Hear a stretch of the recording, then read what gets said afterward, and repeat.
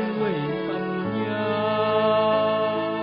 ตื่นรู้ได้ด้วยปัญญา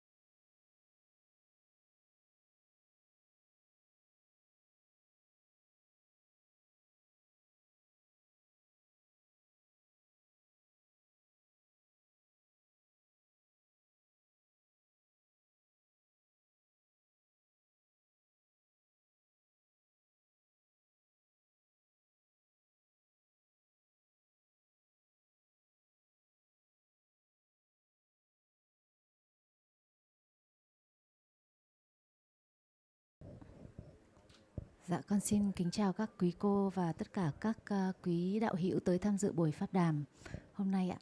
Bây giờ chúng ta có thể bắt đầu buổi pháp đàm. Có ai muốn đặt câu hỏi? Mời em Bích.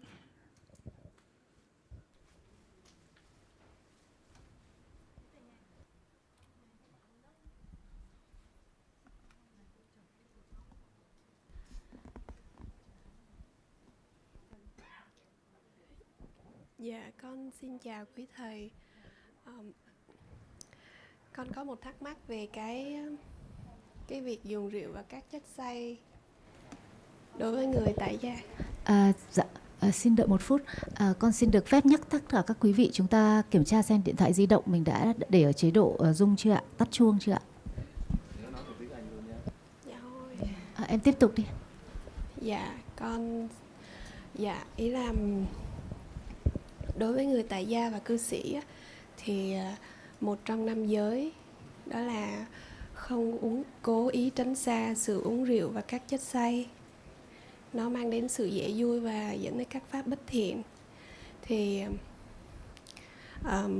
có một cái suy nghĩ đó là ví dụ trong trường hợp mà mình có cái tác ý dùng các chất xay với cái ý đó là cho việc tiêu hóa nó tốt á, thì em không biết với cái tác ý, cái suy nghĩ này thì nó có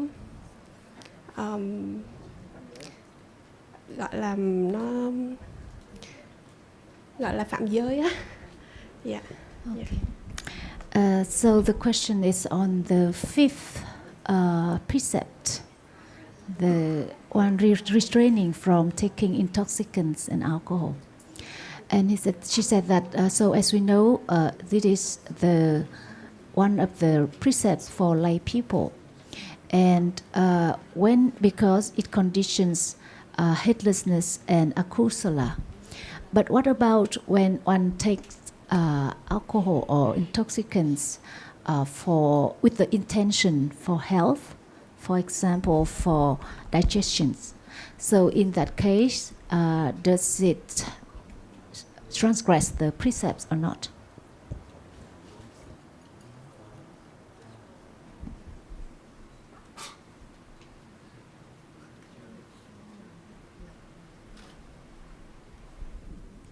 So taking intoxicants is not like killing, lying, sexual misconduct or stealing.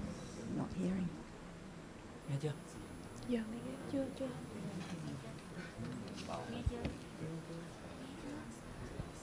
Dạ, chưa nghe gì chị ạ. Can you try again? Okay.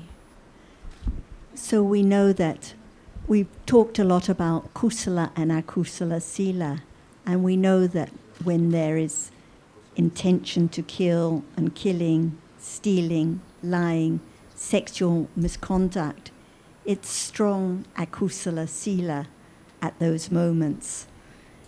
When it comes to alcohol, it's different. There doesn't need to be akusala sila or akusala sila of the degree that can bring results. But why did the Buddha encourage everyone to abstain from drinking alcohol? The reason is when one is intoxicated, when one drinks alcohol and drinks a little more and a little more, then easy to follow other kinds of akusala sila, easy to start harming, to speak foolishly, to get angry, to have strong lobha, to do deeds that wouldn't be done otherwise. So it's dangerous, the accumulation of drinking alcohol, especially to the degree of becoming intoxicated, is dangerous because it's a condition for other kinds of akusala. Sometimes people say, oh, I drink because it's good for my health. Often it's an excuse. They just would like to drink it, and so they say, oh, it's not for the taste, but just because I think it's good for me or good for my health. So for each one they can decide. For myself, I wouldn't take alcohol for my health. There are other things that are much better for the health and easy to avoid it. So it comes back to the citta now, kusala sila, akusala sila. If there is intention or wish to become intoxicated or enjoy the effects and one doesn't see the harm, it's akusala sila. Enough akusala sila in life already. Why follow more? I think with each of the precepts, there is a grey area. It may or may not be a breach of the precept. But we tend to be very concerned about whether this is or is not a breach of the precept. And I think the reason we're concerned is that we feel it's very important not to incur any agusala kamma pata that may lead to an unhappy rebirth or something like that. But really we should be more concerned about the understanding of the present moment, because we have no idea how much agusala kamma pata has been committed in the past and is yet to bring its fruit. So if there's a grey area in one of the silas, is it going to make any real difference in the overall scheme of things? It's like worrying about having kusala all the time instead of agusala. It's not quite the right focus for one's attention, one's consideration. Of much more benefit is to consider the reality that is appearing present moment.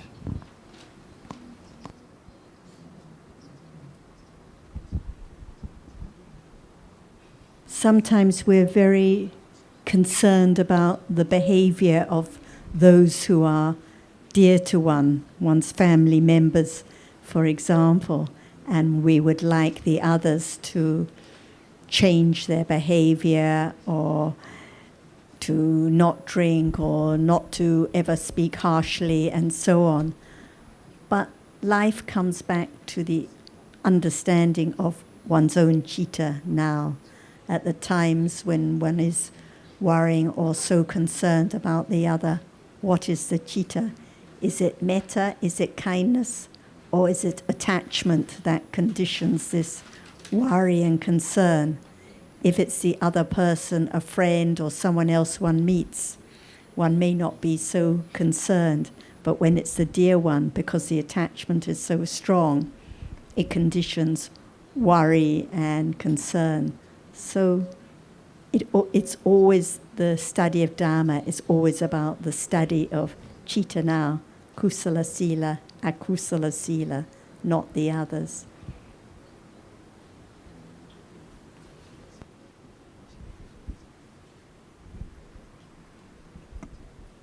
Is there any difference between food and drugs?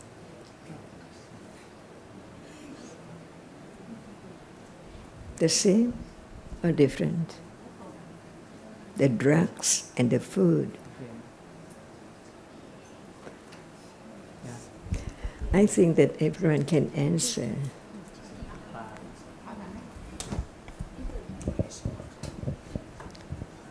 Em hiểu câu hỏi rồi đúng không? Dạ chưa. Em Tức là chưa có hiểu. sự khác biệt nào giữa thực phẩm, thức ăn với cả thuốc hay không? Dạ.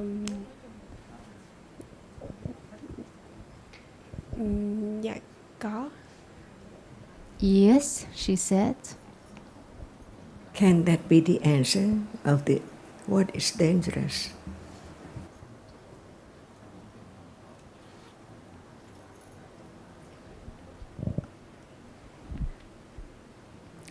Em có biết khác như thế nào không? Khi em trả lời là khác thì em có biết nó khác như thế nào không?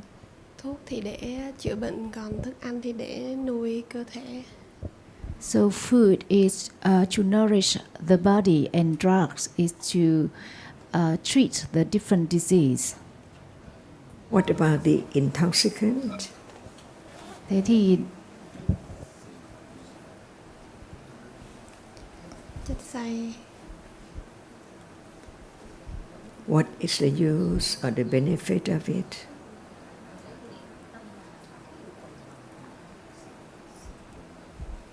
Chất xay thì Can it help understanding?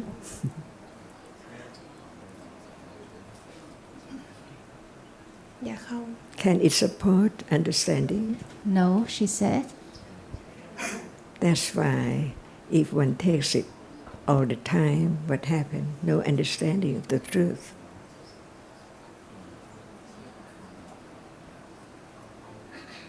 Dạ.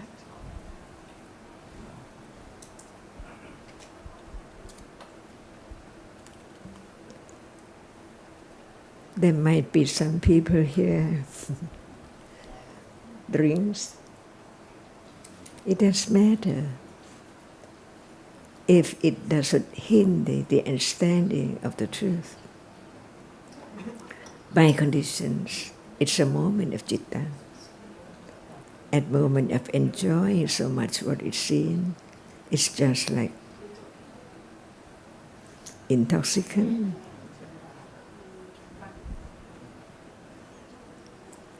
The body and the mind. What is dangerous should we have every day more and more, or even very little?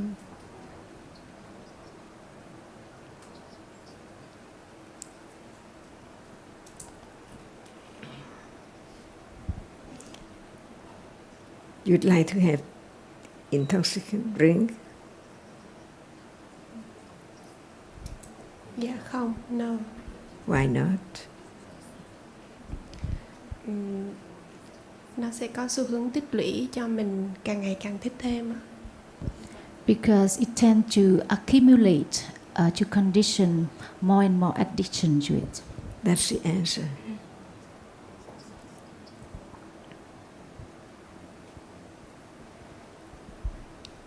It has to be your own considering, your own understanding.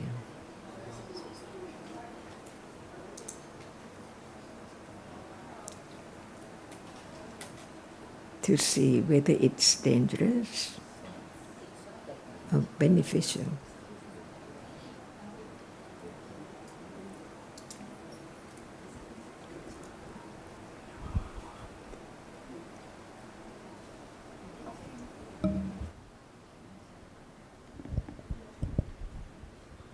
Xong rồi đúng không? Có ai có câu hỏi khác không ạ? Không thì chưa ai có câu hỏi khác đúng không ạ? Con mời cô. Rồi mời bạn chuyển mic cho.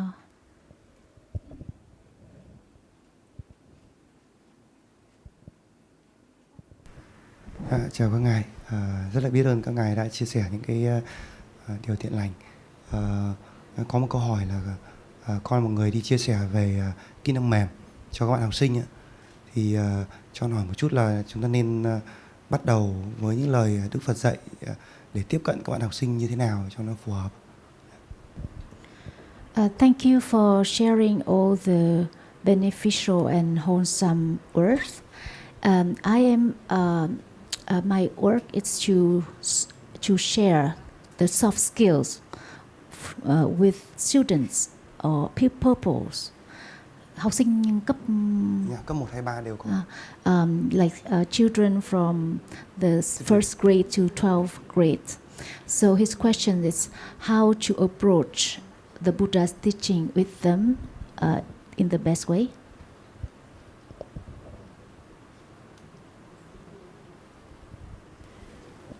I think you can make it interesting and lively and ask them questions like the young boy who joined the discussions yesterday.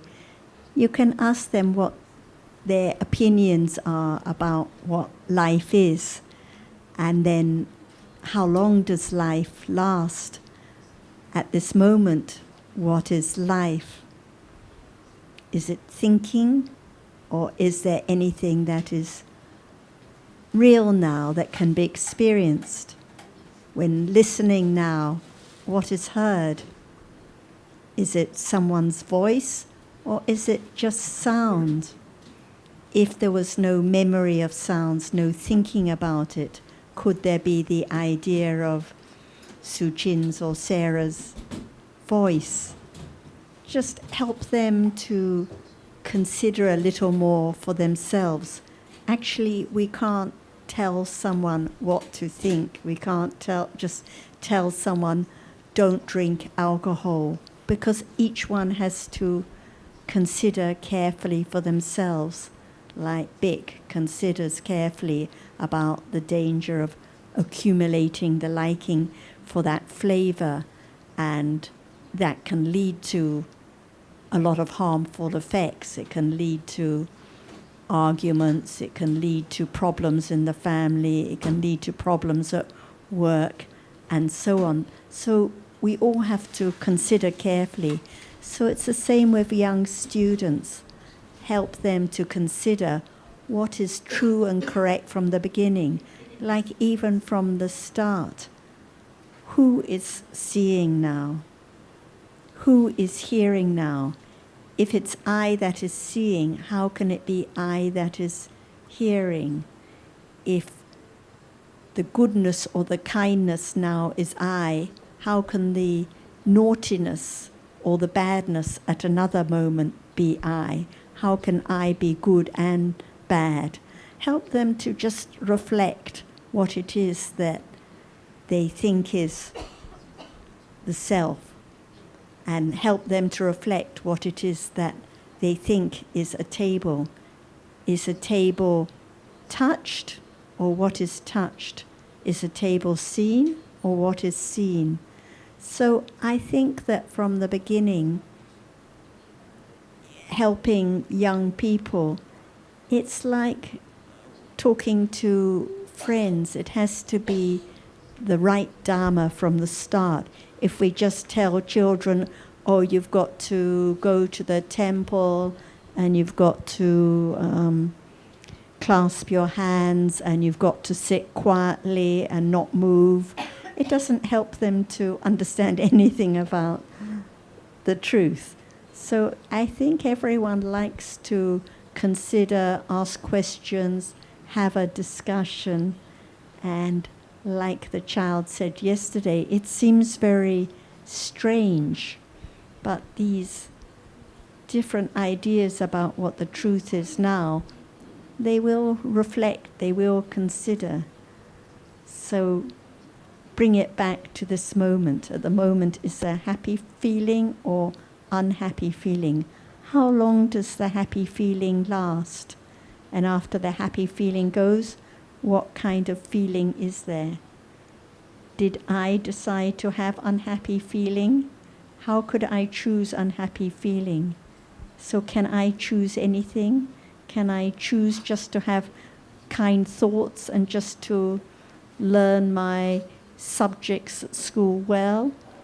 Or can we say each moment of thinking, each moment of seeing arises by different causes and actually is not in my control?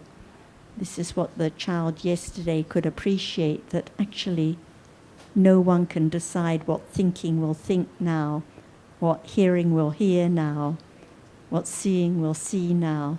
So whatever reality is now, it falls away immediately and it's not in my control because there's no I to control anything.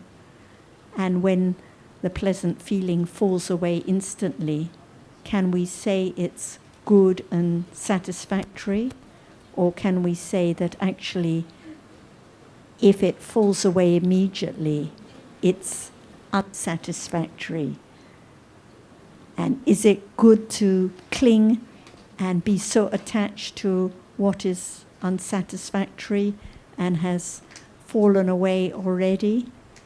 Or is it better to develop a little understanding so that there's a little less clinging in life? Because it's the clinging, the attachment that brings all the problems.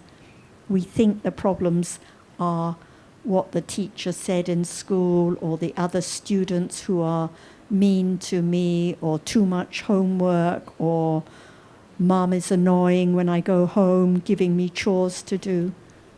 But what are the problems at this moment? It's actually the clinging, the attachment, the ignorance and the aversion right at this moment.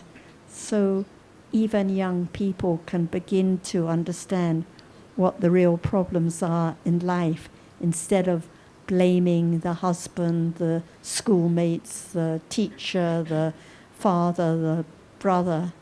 What about understanding what is true now? And like Ajahn asked the boy yesterday, so what is most precious in life? Is it playing soccer well? Is it eating the most delicious food? Is it going on holiday? What is most precious?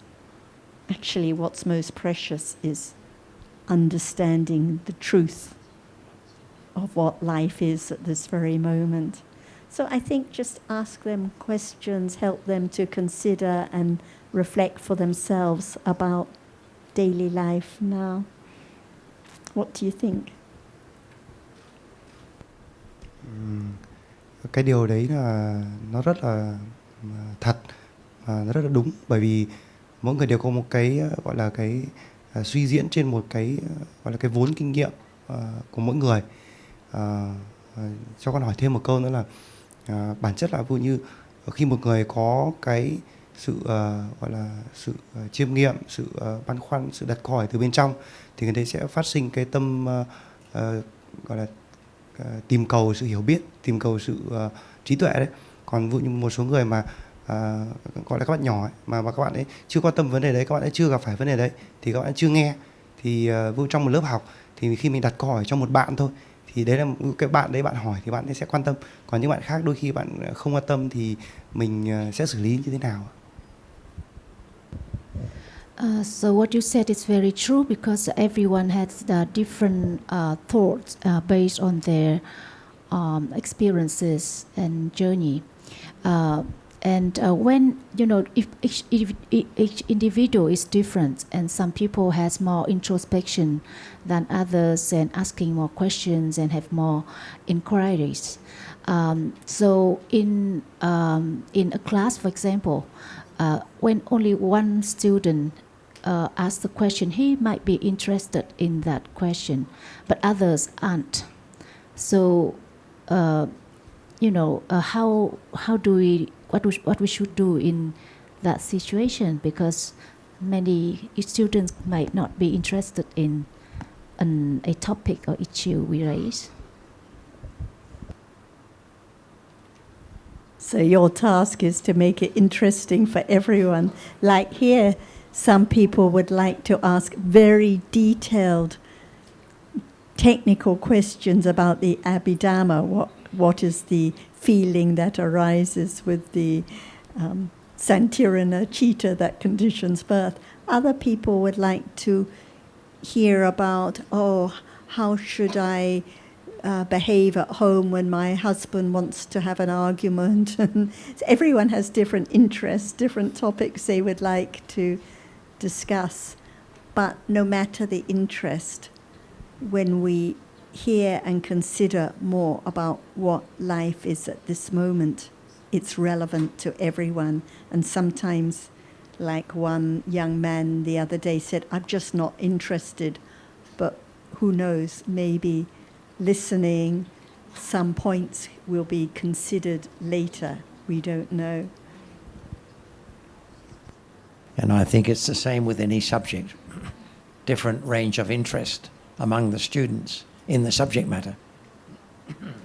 So it's down to your skill as a teacher, as Sarah said, to make it interesting to all of them. But I'm just curious to know, when you talk about teaching or introducing children to Buddhism, do you mean as a subject that is part of their curriculum, or is it part of a general religious studies subject, or how does it come up that you would be teaching Buddhism to your students?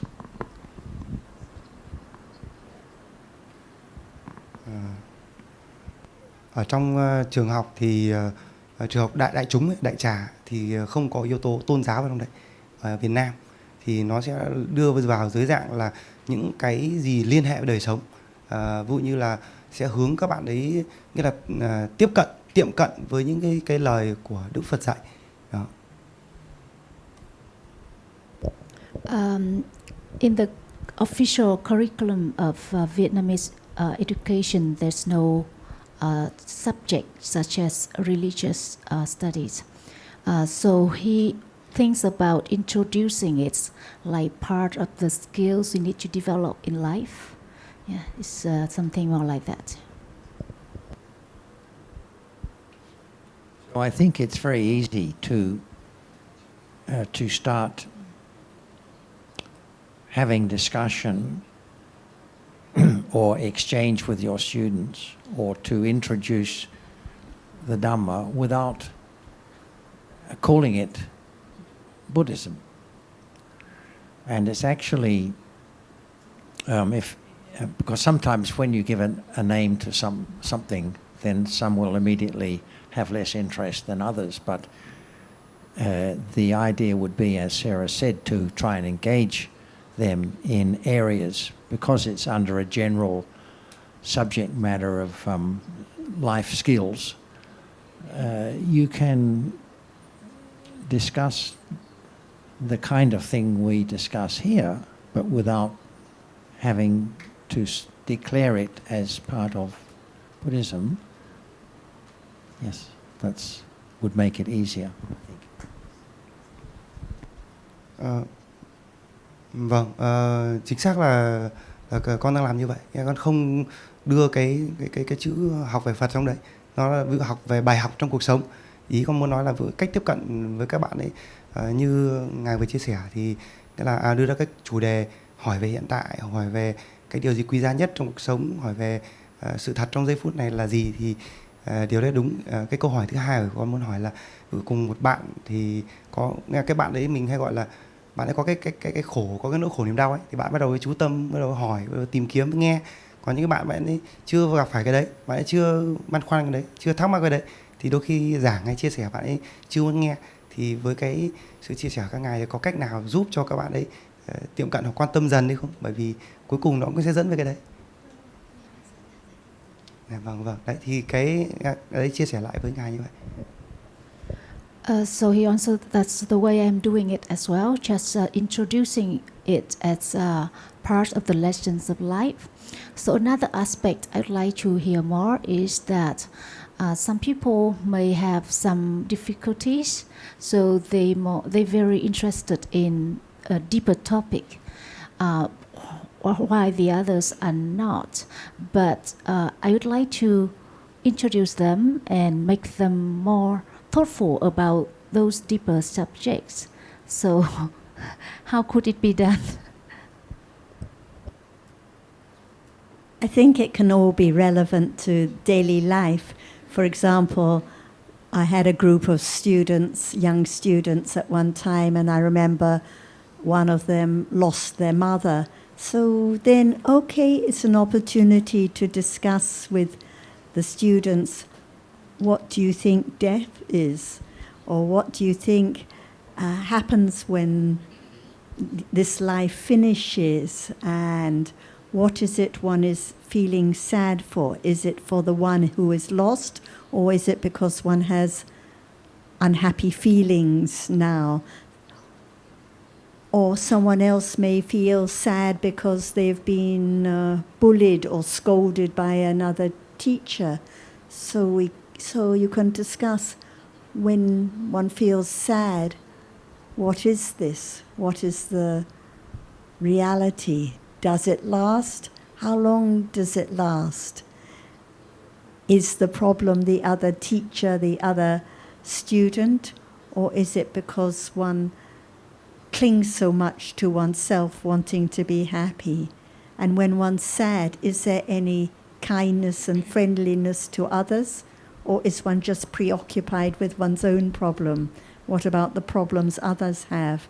Because is there anyone here who doesn't feel sad sometimes, who doesn't have problems sometimes, who doesn't hear unpleasant words sometimes? So I think whatever occurs in daily life can become a topic for everyone to consider a little more in the light of what we know as Dhamma. But as Jonathan said, you don't have to use words like Buddha, Dhamma, or Dukkha. One can just talk about it. And how helpfully you can share will depend on your own understanding, because the more understanding, the more confidence one has in what is important and what is true now, the more easily one will find a way to help according to the circumstances, according to what is appropriate. Sometimes better just say a little bit and change the topic, but then come back to it a little bit later, because if they're not interested, just a little bit at a time may be better.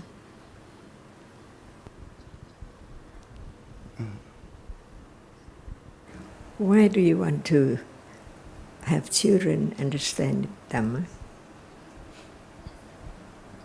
Why do you want the children to understand Dhamma?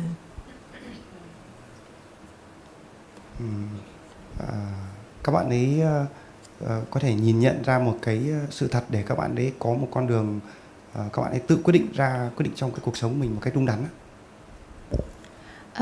So that they can learn about the truth and make better decision in their life. And what about your friends, your family, and the others? Not just your friend, not just your family. Why do you want to teach Dhamma or to have children understanding the truth? Can they? Bản chất là không phải chỉ mục tiêu là dạy cho bạn nhỏ, mà bản chất là có duyên tương tác với ai, có duyên gặp gỡ ai thì mình đều chia sẻ và đều hướng người ta đến với chánh pháp rồi. Nhưng ý nói là cái đối tượng mình tương tác cụ thể mỗi ngày mà công việc của mình làm mỗi ngày ấy, thì nó sẽ là nhiều hơn với các bạn học sinh. Còn bản chất trong cuộc sống cứ gặp bữa ai nói chuyện với ai là mình đều gieo duyên với họ đến chánh pháp rồi. It's true. It might happen in any circumstances when we interact with anyone. If there are conditions for them or for us to share something with them, I would share. But because my work is mainly with children, so it's with them that I have the most interactions. That's why the question is about them. And what about your friends, your relative, your family? Are they interested to understand Dhamma? Hiện tại như con là vẫn đang gieo duyên cho em gái và cho cả gia đình, và những người trong họ hàng bắt đầu tiếp cận dần. Yes, in family, my sister, for example, and some other relatives, they have been introduced a little bit about the Buddha's Dhamma. A little bit to children. A little bit to children too. And what is a little bit? Which suits the circumstance or instance to understand the truth. Gradually, even now we heard about seeing. You can say to children, there is seeing, the same. But is it easy to understand the truth of seeing? And are they ready? Are they interested enough to listen carefully to understand the truth? But what about the behavior, different behaviors of different children? Because at moment of just take what is there for oneself, what about try it with the other? What is better? If you are given, it's good time. And what about the moment of giving to the others? The others so happy. Just teach them as much as they can understand that very moment, so they can think about being more friendliness and so on, little by little. When time comes, when the situation is there, just right now, the situation is proper for considering Dhamma, not at home, or to those who do not do anything showing that they have interest in understanding the teachings at all. Otherwise, it doesn't work. It's your own goodwill, intention, but what about the listeners? Did Buddha teach Dhamma to children? Or to anyone who's not interested in understanding the truth of what is there? Proper time, proper place, proper situation. When someone is very, very hungry, do they like to listen to the teachings?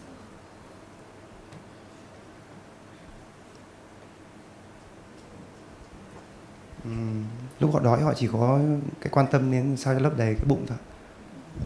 So when they're hungry, they just are interested in filling up their stomach. When they just want to play, is it time for them to listen? Or they have something in mind and you try to have them listen to the teachings? It's useless.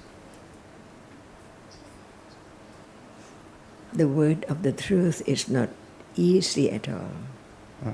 It has to be considered again and again and again. The truth is so very subtle. The more understanding the truth that it's not enough just to hear about this moment as no one at all. Not enough. It has to be more and more considering about the precious moment which can be understood at that moment of seeing, hearing right now. That's my thinking, to have the other person understand the teachings. It's only your own good wishes.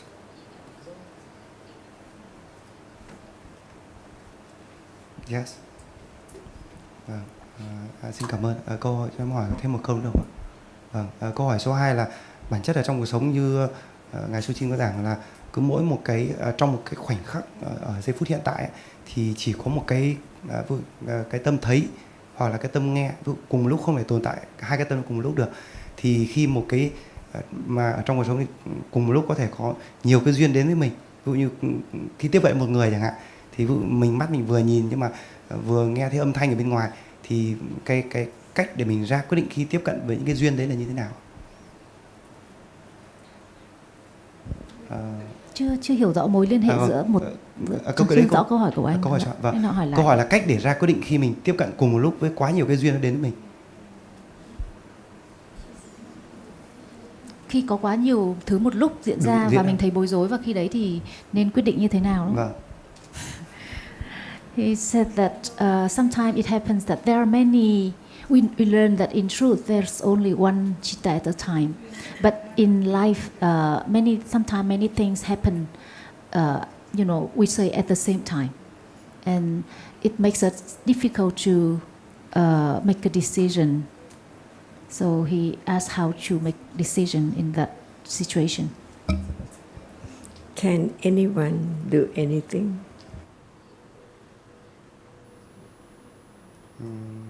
Không. No. That's why learning to understand the very subtle truth. Why not?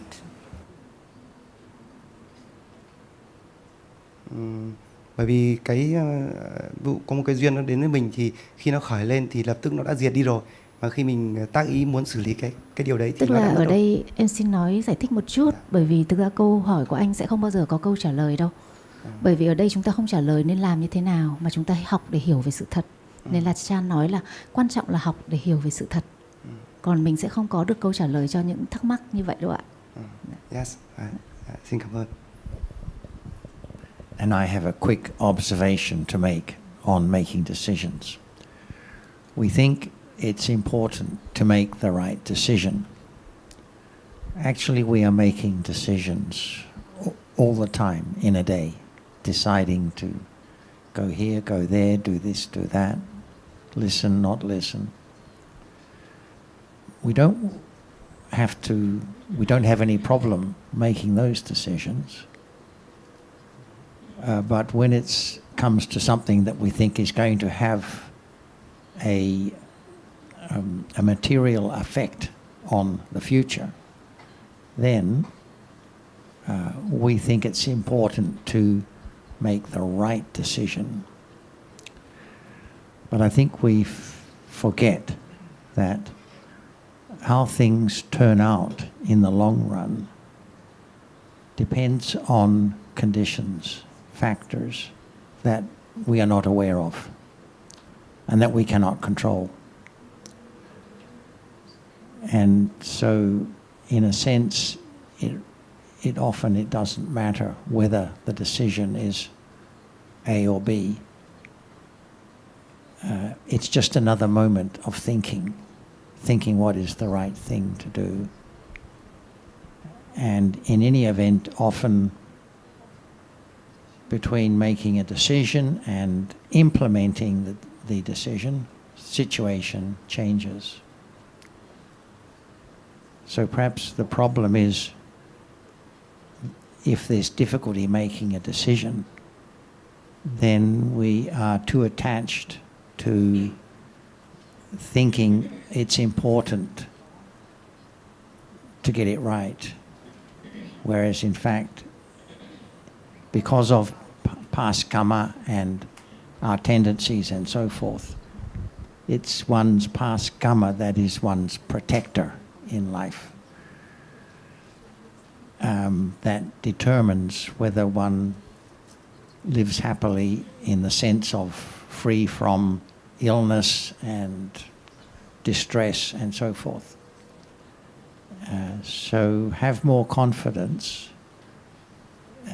that everything is conditioned, as is making a decision, and it's just another moment of thinking.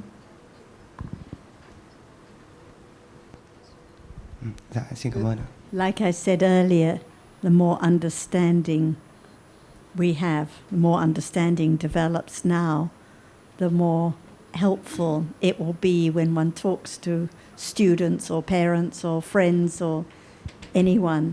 So, like in the example I gave before, can I decide what to think now?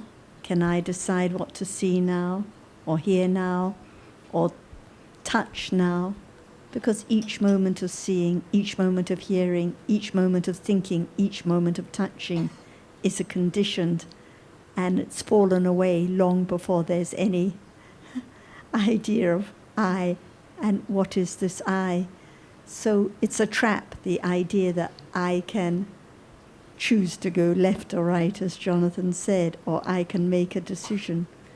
Each moment of thinking now is conditioned. That's all. So understanding about dhammas as anatta is a way that we will also help others we talk to according to what is appropriate at the time. Cảm ơn. Confidence in the truth. Yes. Mời bạn. Bạn có ai chuyển mic cho bạn?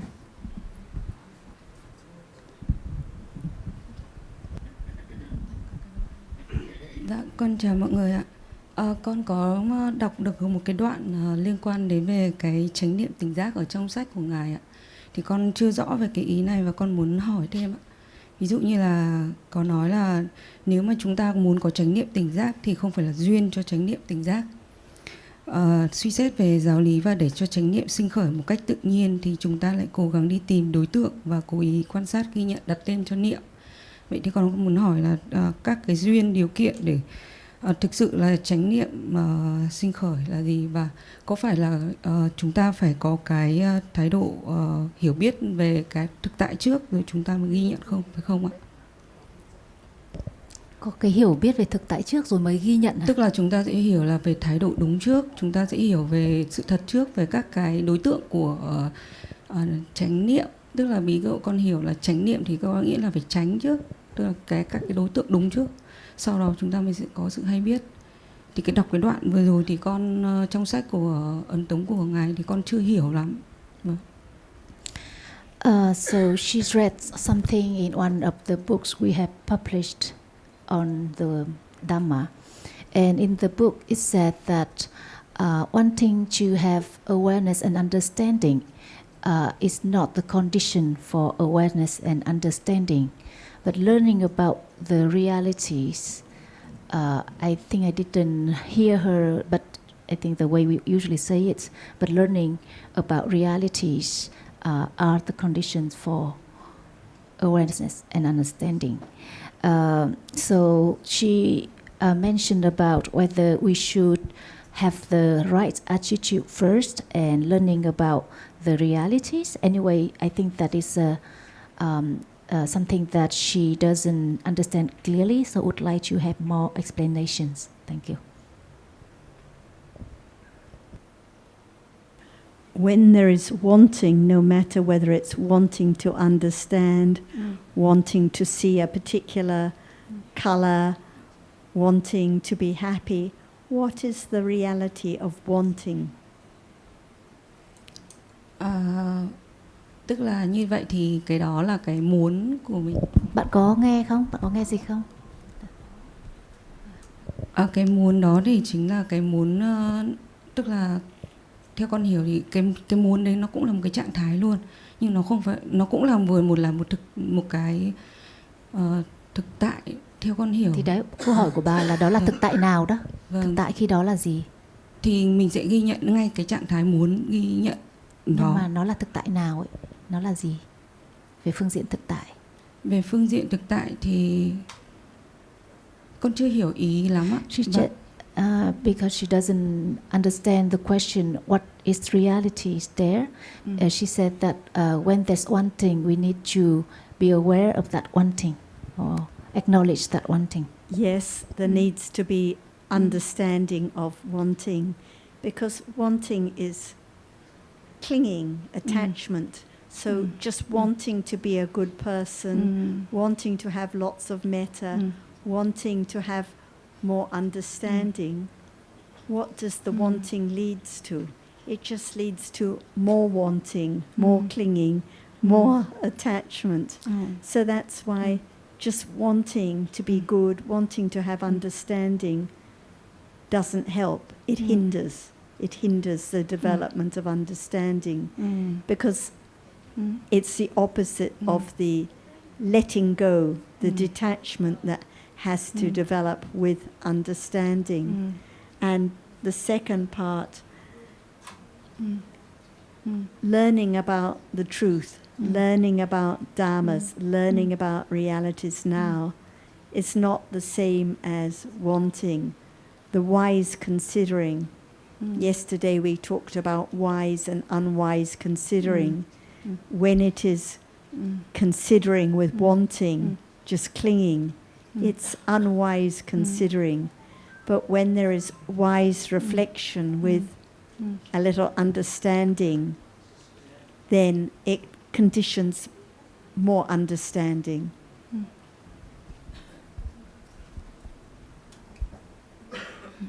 So this is why there has to be careful considering, careful study of what the truth is now. Wanting doesn't help, but it's conditioned. It arises again and again, and like you said, there can be awareness of it. There can be a little understanding of it, different from beginning to understand what is true now without wanting. Wanting is trying to have something for oneself instead of understanding to let go of the idea of self.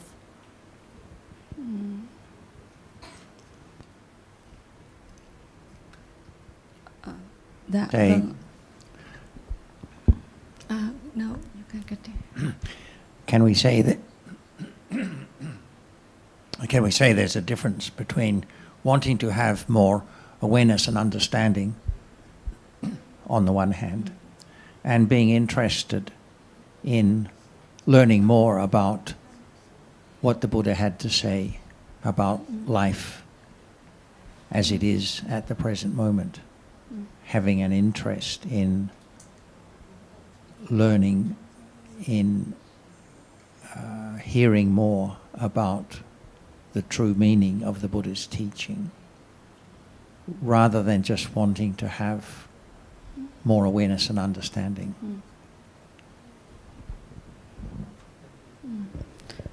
Is there a difference? Theo con hiểu thì là khác nhau ạ. Cái mong muốn về hiểu biết thì cái đấy là cái động cơ, nhưng mà đôi khi thì cái cách thực hiện thì có thể lúc đó nó đã bị xen vô bởi một cái sự không hiểu biết rồi.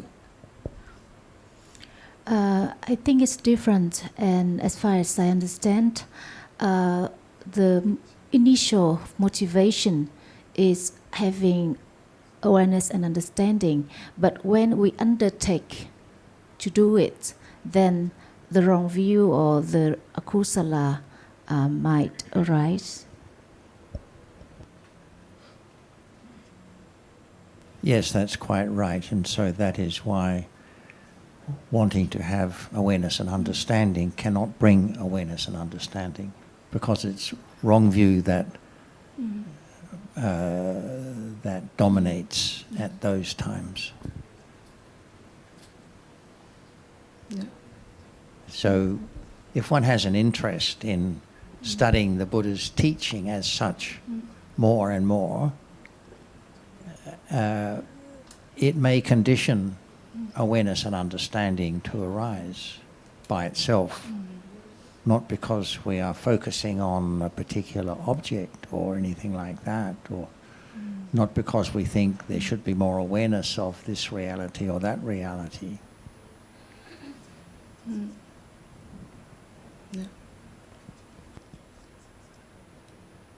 because in the long run it doesn't matter really how much awareness and understanding there is. The important thing is to have the right understanding about the development of the path.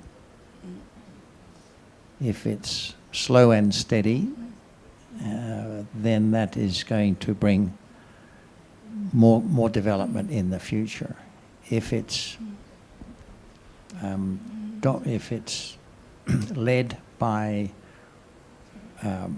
being impatient about getting to understand this or that, then it won't bring more development in the long run.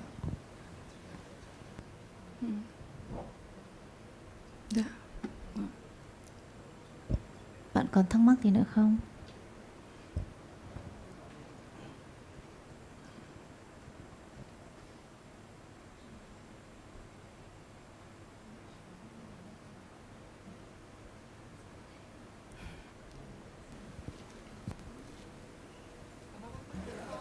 What did Buddha teach? What did Buddha teach?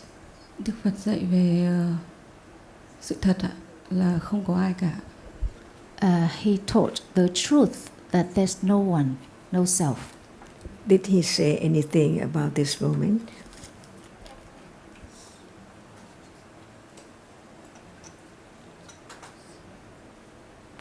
Con nghĩ là không. Câu hỏi là Ngài có dạy gì về khoảnh khắc hiện giờ không? Là hay biết thôi ạ. He just said be aware. He just said be aware. No understanding. With understanding, con nghĩ là phải hiểu biết ạ. So, what is there now? Touching ạ. What did he say? Touching? What is it? To be aware or to understand what touching is and what awareness is? Because there's just the idea about everything we heard. But what is the ultimate truth of one reality in a moment? To understand Dhamma, what is real cannot be taken for anyone. Seeing is seeing now. Hearing is hearing now. Thinking is thinking now.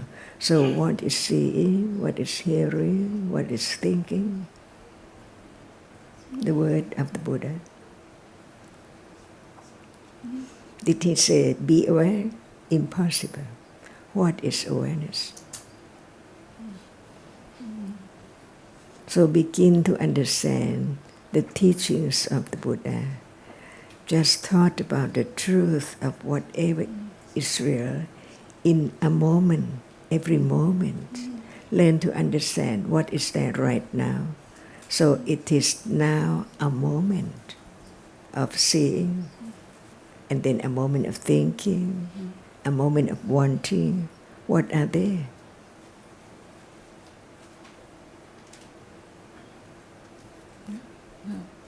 Little by little, not just be aware, no understanding at all. Each word represents the reality at that very moment, because it's there to be known, to be studied, to understand the teachings of the Buddha. What did Buddha say about that at any moment? For understanding, not to do at all.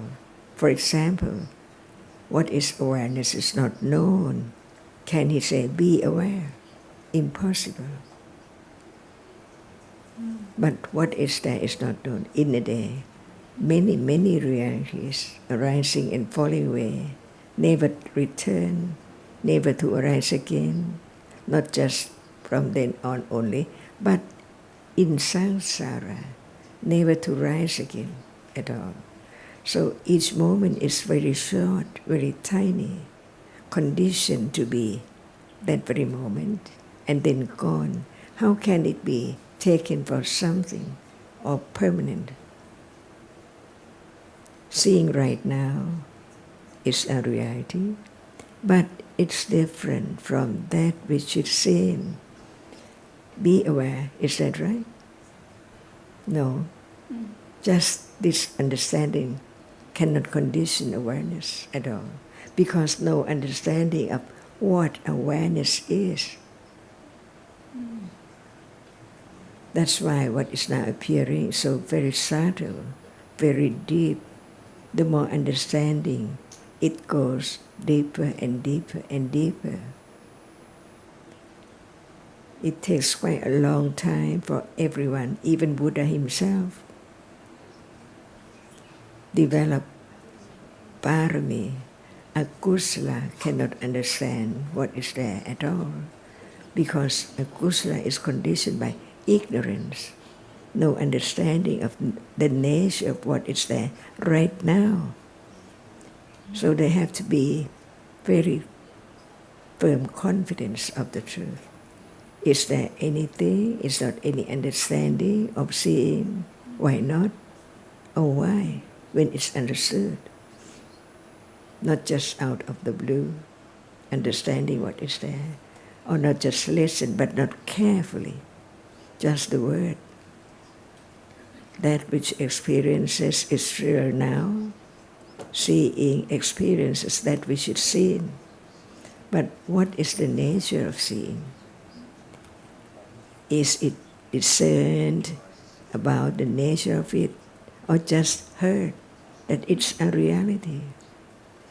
Just the word a reality. What any moment of seeing is I, or it's just a reality?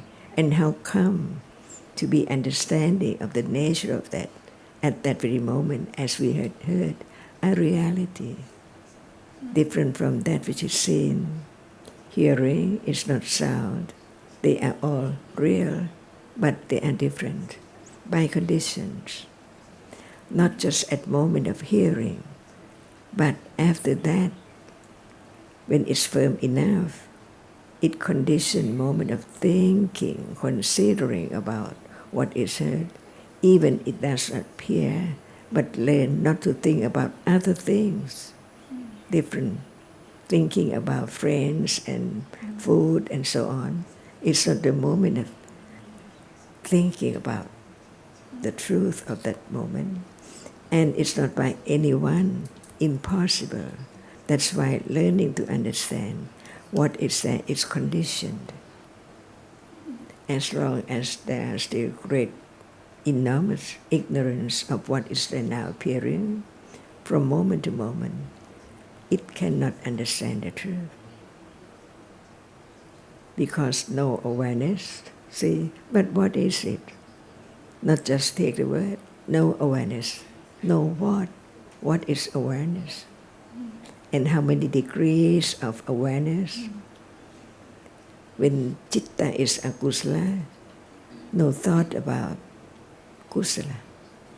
To give, to forgive, to be friendly, to help, and so on. So the different moments of each moment in life must be conditioned by its proper condition to be akusala by this way, these manners, or to be kusala in a moment and then gone.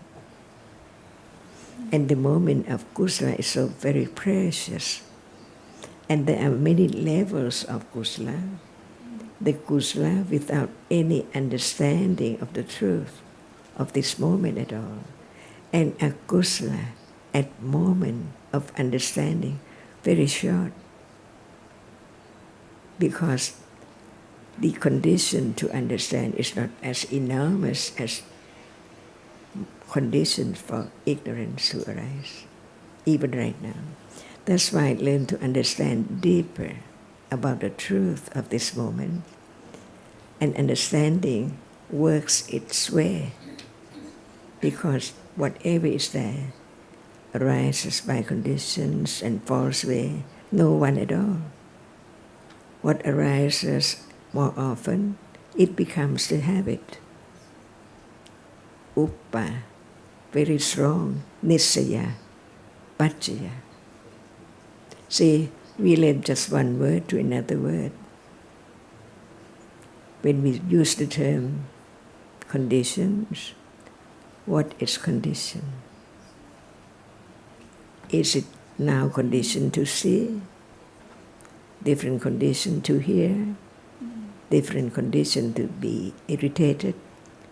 Or conditions to be feel very pleasant? By conditions. Each moment has to be understood before it can get rid of the idea of something and someone, which is the word of atta. So understand now what is the meaning of atta. It's that which is taken for something, not as it is, because it's gone, never to return.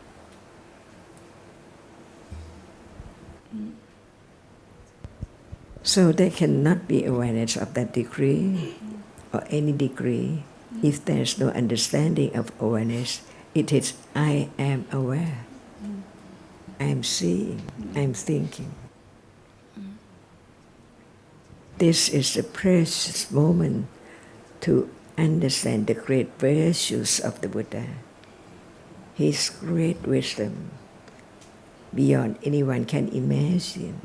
No matter human being, Deva and Brahma, any world in the universes, no one can have such great understanding as the Buddha.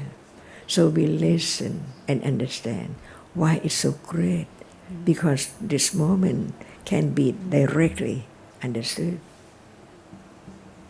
not just at level of hearing, remembering, and no condition to think. Even it's the moment of seeing, hearing, or feeling, touching. See, hardness is there. It's real. It cannot be taken for the arm or the leg. Only hard. So the nature of hardness is that which cannot experience anything. So from head to toe, who knows? Only hardness appears at moment when there is touching. Otherwise, what is there by conditions arises and falls away in split seconds. So is the body now. To be truthful to the truth, Satya Barami, firmer and firmer, is conditioned to get closer and closer, to understand even hardness now, which hasn't been understood before, as is there only when there is touching. We have the idea that it's still there. I have the body, I have my body, and so on. But when it does not appear, is it still there? It's only memory and thinking about it that it's still there. But in truth, even what is there, what is now appearing, arises and falls away unexpectedly, beyond expectation, because it does not appear as it is yet. And it can appear only to right understanding. Try to experience the arising of hardness, or that which experiences it. Impossible.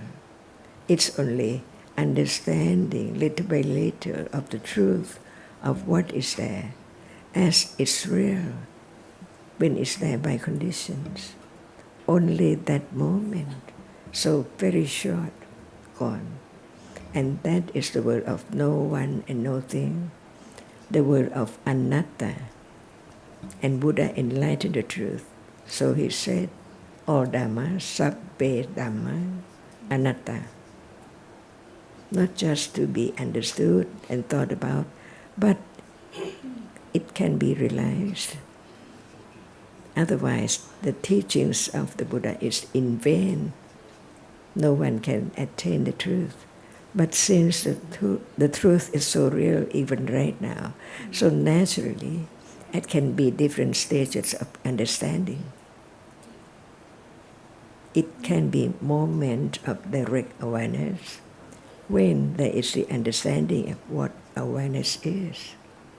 Otherwise, it cannot be awareness. But we think that it's awareness, but cannot say what awareness is, different from other realities. So understand what is the teachings of the Buddha and what is not the teachings of the Buddha. From hearing, considering, not just believing. If someone say he had realized the truth, penetration, enlightened, but what about understanding the truth now?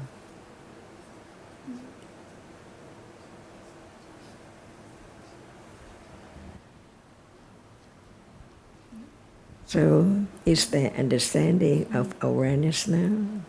Dạ, con đã hiểu hơn rồi ạ.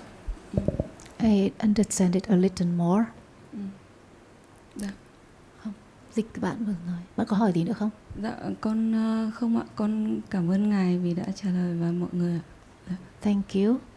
And I think that among the audience, maybe many people are quite new to the way you explain the Dhamma, and the idea of practicing sati is quite common today. So I think what you just said is very important. And maybe you'd like to add anything more? I think many people wonder how there can be awareness and understanding if there's no practice. And the answer to that is found in the Buddha's teaching, because he taught what are the factors that support the development of understanding and lead to stream entry. And there are 4 factors, and they are on the board behind me. And we discussed them the other day.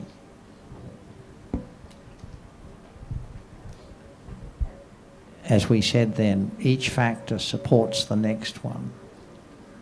So one has to first have heard the Buddha's explanation of the way things are.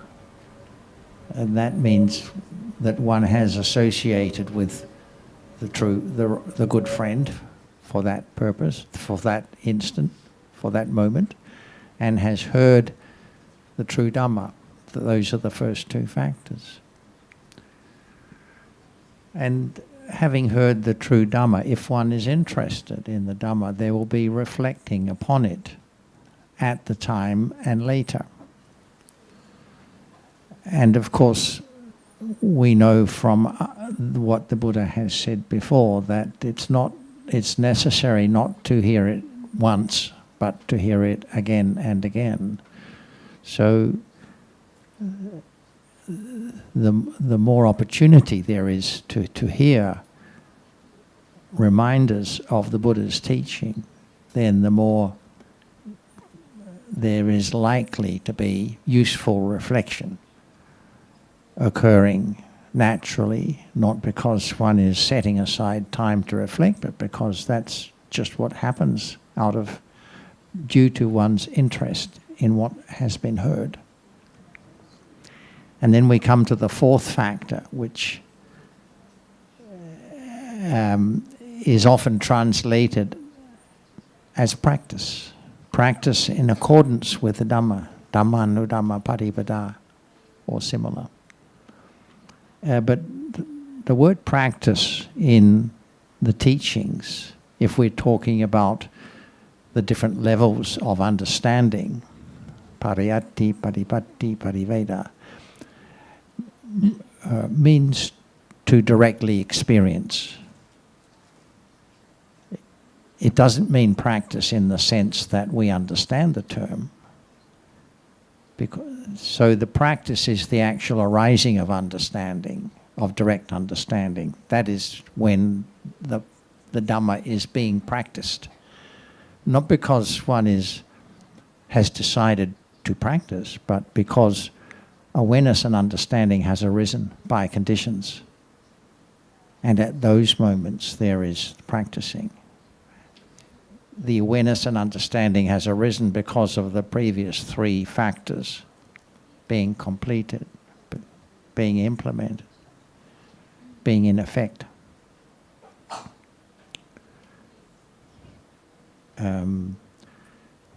So as far as I'm concerned, the Buddha didn't use the term practice in the sense that we understand practice, in the sense that practice is generally understood today.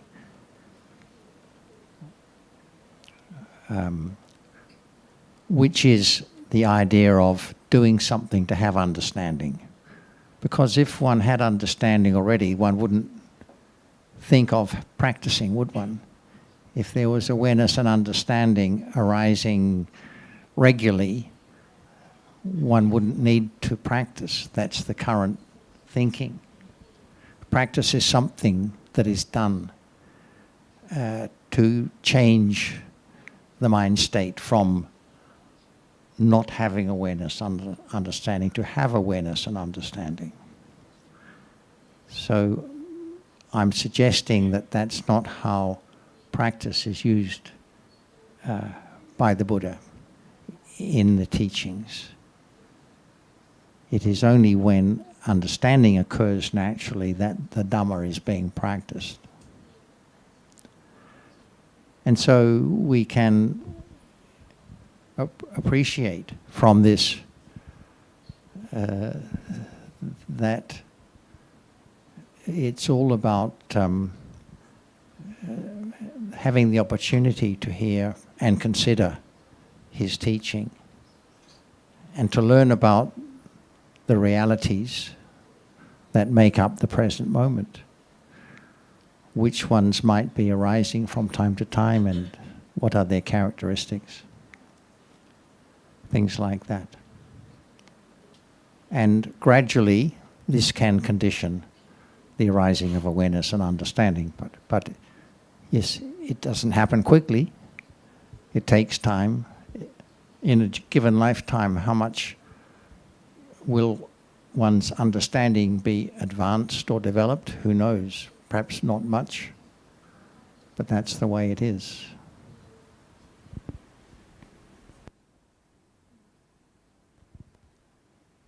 And so in brief, I think you agreed that all dhammas are anatta. So as soon as there is an idea of I'm aware or I'm practicing awareness, it's the wrong understanding of the teachings, because it's the idea that sabbe dhamma atta, not sabbe dhamma anatta. So forget about I am aware or I am practicing awareness, because awareness has to develop with right understanding of dhammas naturally from the careful considering and reflecting, not from I trying to do, I trying to practice. And as Jonathan said, the Dhammanu-Dhamma Patipada, it refers to the Patipada, refers to the Patipati, the direct understanding, reaching the object according to the Dhamma. According to the Dhammas taught by the Buddha, that all Dhammas are anatta, no one to do anything. So if there is the idea to go to a special place, to close one's eyes, to practice awareness, then no understanding of this moment, no matter the place, the time, the circumstances, that the seeing now is Dhamma, hearing, thinking, all the other realities we've talked about, all arising by conditions, anywhere, anytime, whatever is conditioned at this moment, wherever, whenever.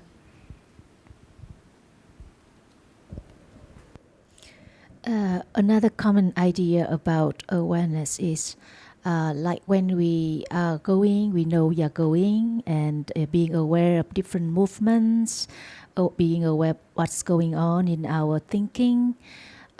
What is your comment on this? no understanding of sati because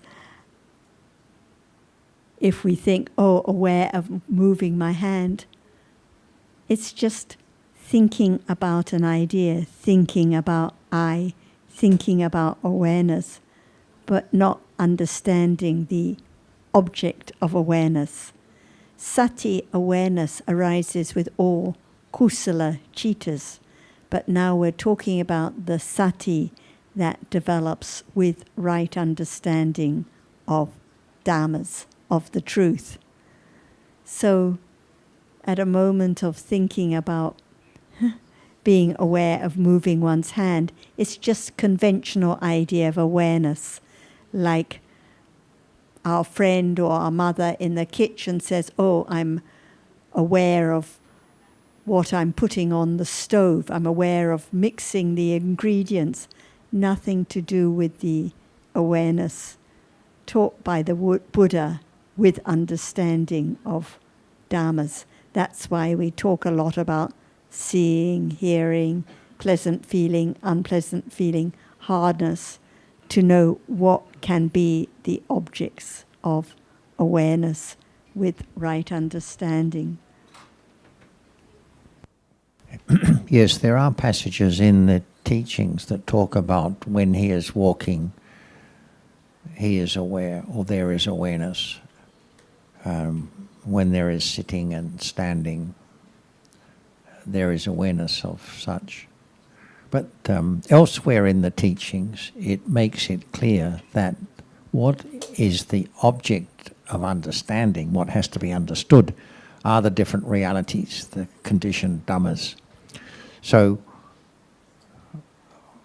one has to read passages that talk about awareness while walking or going to the toilet in terms of what appears elsewhere in the suttas also, that the only object of understanding is that matters are conditioned realities, not activities, not the body, not situations. So from the beginning there has to be a clear appreciation of what the development of the path entails.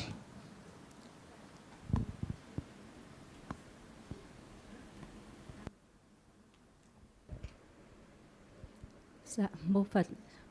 Thưa các ngài, hôm nay con đủ duyên được về đây thì con cũng rất là ngưỡng mộ các ngài, và con cũng có một cái thắc mắc mà muốn được các ngài giải thích cho con. Tức là trong đạo Phật thì con thấy có rất là nhiều cái trường phái, ví dụ như Thiền Tông, Nam Tông hay Mật Tông hoặc Nguyên Thủy, và con thấy các trường phái thì đều là hướng thiện. Thế nhưng mà con không biết là trong mỗi cái trường phái thì sâu xa nó có gì khác nhau, và tại sao mình phải theo Thiền Tông hay là Mật Tông hay là Nam Tông hay Nguyên Thủy ạ? Con cảm ơn. Thank you very much. Today I have enough conditions to be in this discussion, and I have so much admiration for you. And I have this question. We know that there are many different schools of Buddhism, such as Tibetan Buddhism, Zen Buddhism, Theravada Buddhism, and so on. And as far as I understand, all these schools have in common that the goal is for kusala. So I would like to hear from you what are the differences between these schools, and why one person should choose one school versus the other. Thank you. Do we have to choose a school, or can we begin to appreciate that the Buddha taught about the truth of life now, and develop more understanding, no matter whether it's called Theravada or Mahayana or Tibetan or anything else? The truth has to be tested out. It has to be proved for ourselves. If someone says they can be aware of moving their hand, and a moving hand exists. Test out whether it's true. What is seen now, is it a moving hand or is it just what is visible? Can a moving hand be touched or just hardness touched? So what is more important than looking for what school or what teacher is really test out what one has read and heard and see whether it's true at this moment. If someone says they can touch a table, is it true or what is touched now? So test it out, test whether it's correct at this moment rather than just blindly following and believing and then going to another and blindly following. Just test out what is one has heard and consider and check it. Because the Buddha didn't say just believe or have faith, but develop one's own understanding of what is true.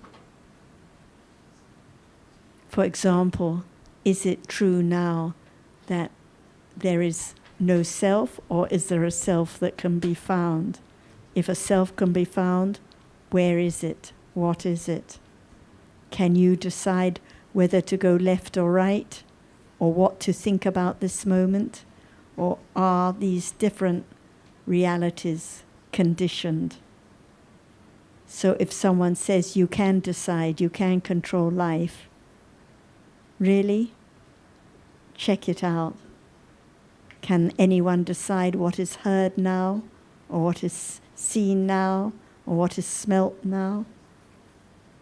So the Buddha taught all dhammas are anatta. This is the main point.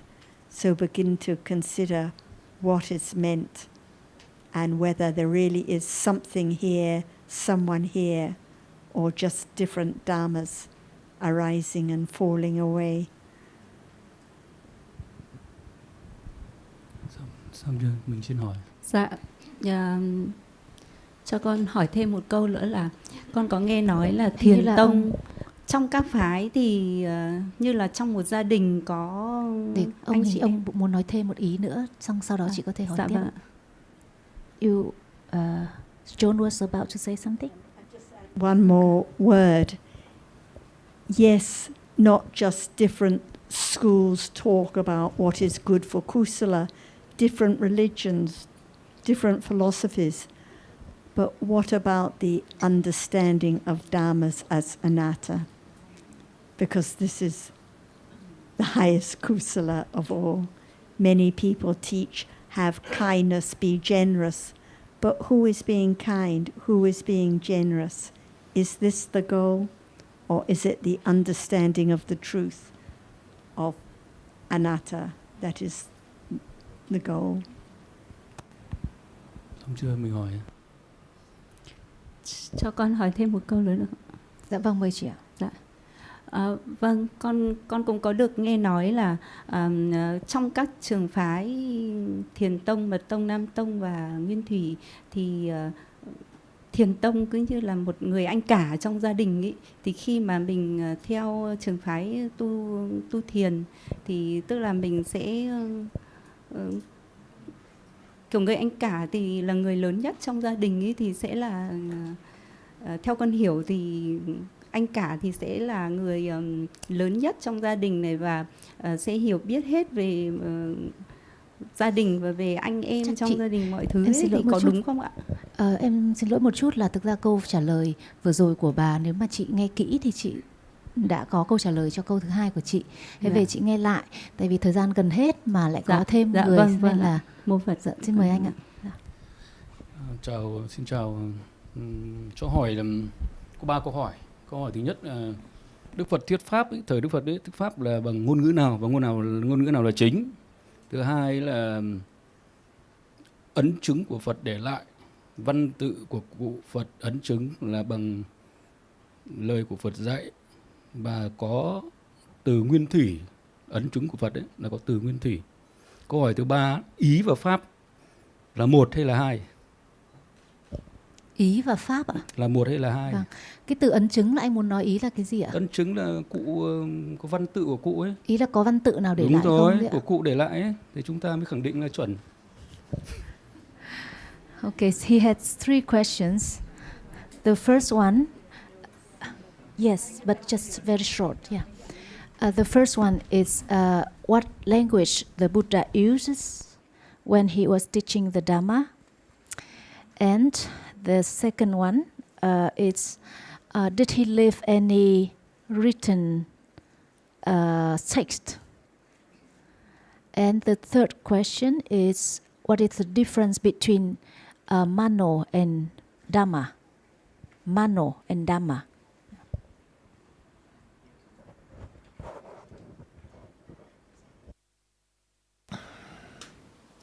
Yes, the language. The language of the time. He spoke in the current common language of his time. I believe the name is Magadhi, but the name is not important. The words he spoke in the language that he used has been passed down to this day. So it's still available. We call it Pali, but they may have had a different name for it at the time. No written text, because that was not the tradition at the time. That was not the practice. The teachings were handed down by memorization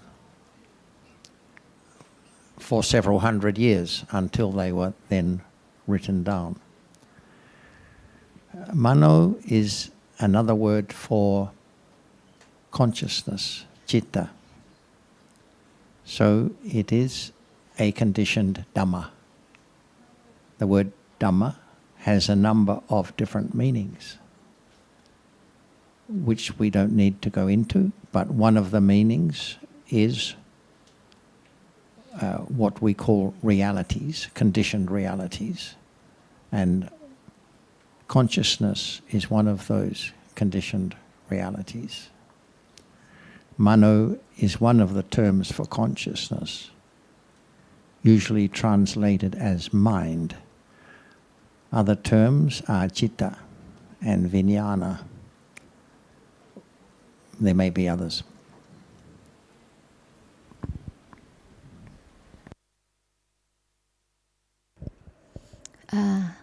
Bây giờ cũng đã đến hết giờ pháp đàm sáng nay rồi ạ. Sa ru, sa ru, sa